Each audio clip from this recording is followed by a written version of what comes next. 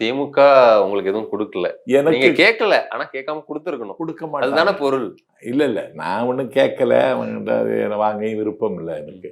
நான் அப்படி நான் எனக்கு கட்சி மாறின்னு இப்ப கூட பிரஸ் மீட்ல கேட்டாங்க. இல்ல வலைத்தளத்துல என்ன மோசமா திமுகவை சார்ந்தவர்கள் விமர்சிச்சுட்டு இருக்காங்க.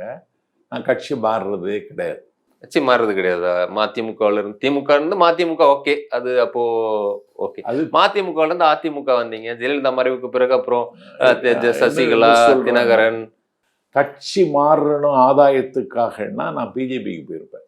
இன்னைக்கு என்ன கூப்பிடுறாரு யாரு? நயினார் நாகேந்திரன். இன்னும் இன்னைக்கும் கூப்பிடுறாரு. என்ன இப்படி முடிவெடுத்துட்டீங்க? என்கிட்ட வந்திருக்கலாமே, நான் நல்லா வச்சிருப்பேனே உங்களைங்கிறாரு.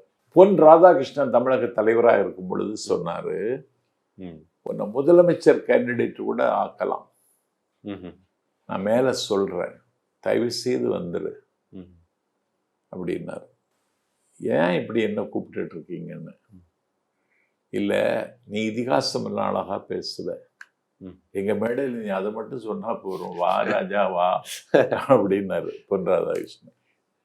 நான் சொன்னேன், ஒரு வெறுப்பரசியலை முன்னெடுக்கக்கூடியவர்கள் நீங்க, எந்த காலத்திலையும் அது நடக்காது, என்ன நம்பாதீங்கன்னு.